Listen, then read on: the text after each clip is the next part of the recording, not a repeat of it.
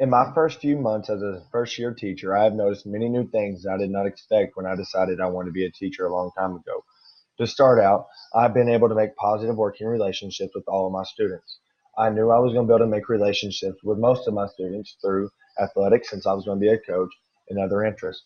But I've been able to make positive working relationships with all of my students in all my classes, which has been very beneficial for me. The reason why this has been very beneficial for me is because here at Breckenridge, the kids are so used to being told that they are not good enough by adults, teachers, and unfortunately, sometimes even coaches. But by having these relationships with the students, I've been able to use corrective behavior management plans and be able to help and be able to correct them without being someone who is just seen as putting them down and not helping them. They honestly know I care whenever I'm correcting them. I even grown to enjoy my eighth grade class that was thrown onto me a couple weeks into the school. I never wanted to be a junior high coach or a teacher because this was not the area I enjoyed whenever I was doing my student teaching. So for the first few weeks and the first few months, I was very miserable during this time. But as I got to know the students and was able to find some good mentors to help me throughout, I've been able to enjoy and be a better teacher by having this class and by having the eighth graders. So I'm going to start off by talking about the area that I think I need to grow the most, which is the data and assessment in the planning section of the T-test. I had my formal observation last week, and this was the only area I did not get proficient in. This is because I did not have these completely done at the time whenever he was doing it. As you can see right here, this is the way our school makes us do it. We are to put the teak for put every teak that we're using for the unit in a spreadsheet.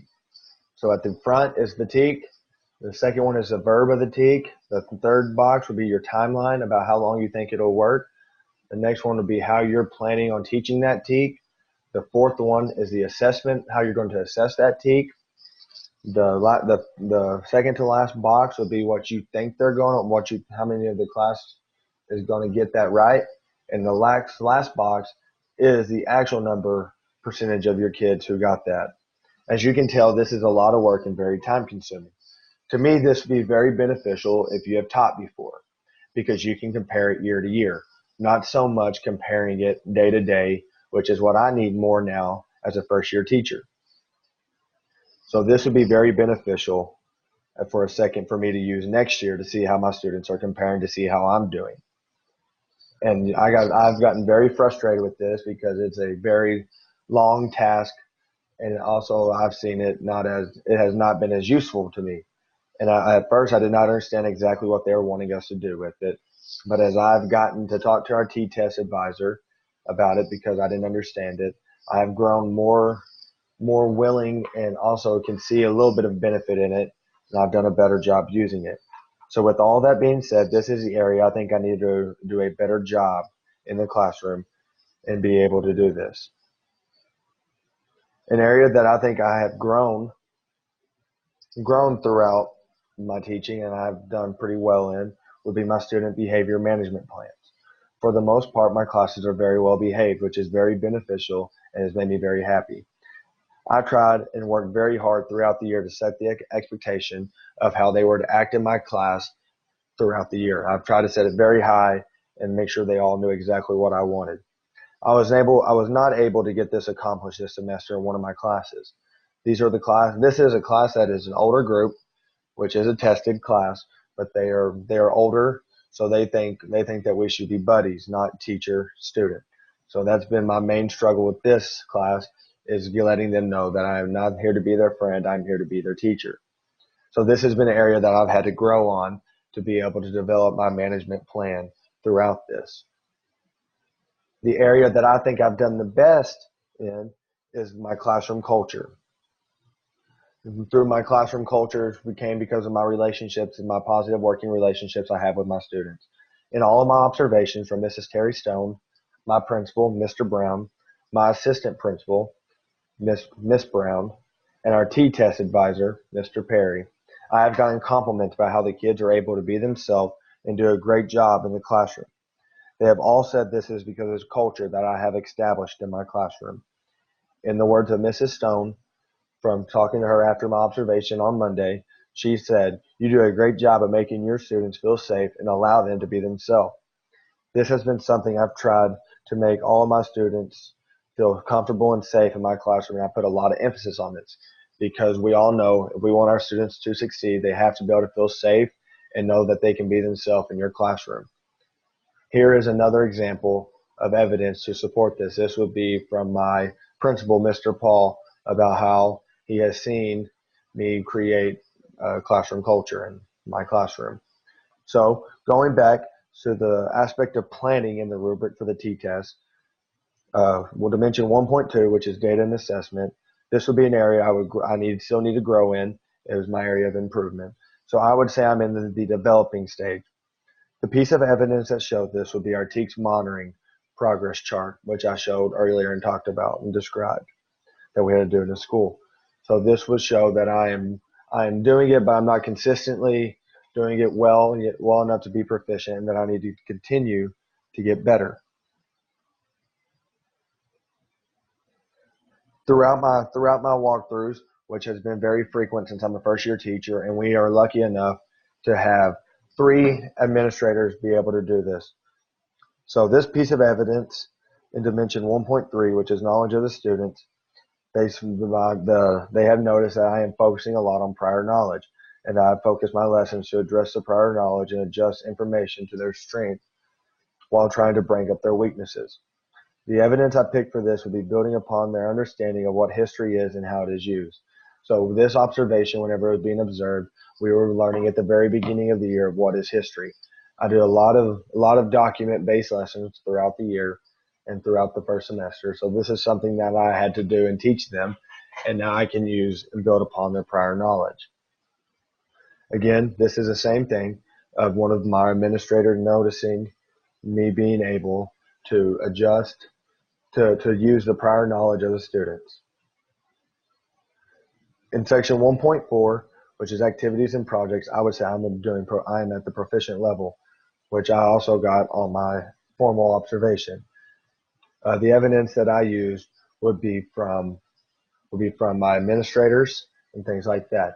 This picture here would be the project that we did a few weeks ago. These were 2 girls where they had to use their prior knowledge of history, and also the unit that we were going over to create this. This would be their logo and all their laws that they had to make in their dynasty, which they created. In the next one, 2.4, which is differentiation of material, and 2.5, which is monitor and adjust. I would say I'm at the proficient level. To support this, the feedback I received from Mr. Perry, our T-test advisor at the high school and junior high, in my formal observation. When he was in there, we were doing the project that I just showed, and I was having the students use a cycle, how to show how they came to power. I was noticing throughout the project that they were not understanding it, so I decided I was going to put it up on the board and re-go over it to show what they needed to do, which is what he put here, that he observed me doing that. Again, this would be the same thing. This would be my principal, Mr. Paul, who was doing that. Whenever he observed me, we were doing a PowerPoint lesson that showed multiple videos, had them break up and look at pictures and use readings for me to use to hit each other's learning styles.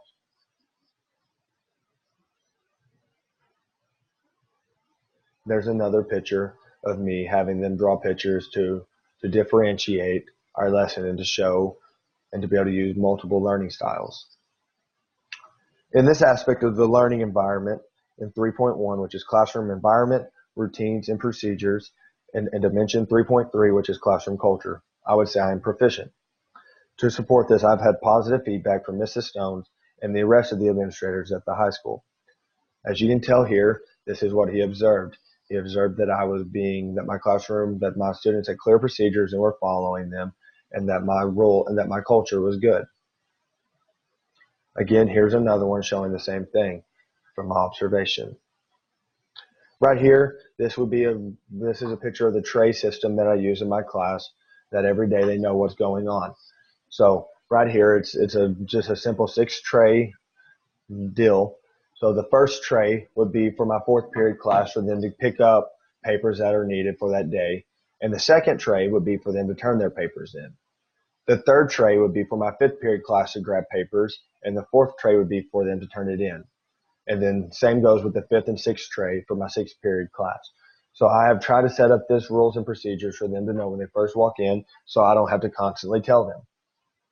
After they grab their papers, they know they're to go sit down, get out their journals, and start working on the objective and the essential question for that day. Again, here's just some more feedback that I've gotten from the administrators throughout the time. For managing students' behavior 3.2, I would say I'm still developing since not all of my classes are great in this aspect. To support this, I had feedback from Mrs. Stone as well as my administrators talking about how I address students' behaviors. Right here, he shows that the teacher constantly monitors and tries to correct students' behaviors. But unfortunately, it's not always perfect. I've had some struggles with that. Here for my professional demeanor and ethics, which is 4.1, I would say I'm proficient. To support this feedback is from all my other about my relationships with my classroom. I got a huge accomplishment, a huge compliment from our T-test advisor talking about how I have a perfect relationship with my students that is professional but yet appropriate. Right here would be my goal. So for 4.2, I would say I'm proficient because this is a long-term goal for my students. I want to be able to increase their historical thinking skills. Right here is another example of me showing my goal, setting a goal for the year. This would be for my U.S. history classes. This is my log sheet for the parents that I have talked to throughout the year, which I've done a very good job of not just calling about bad behaviors, but for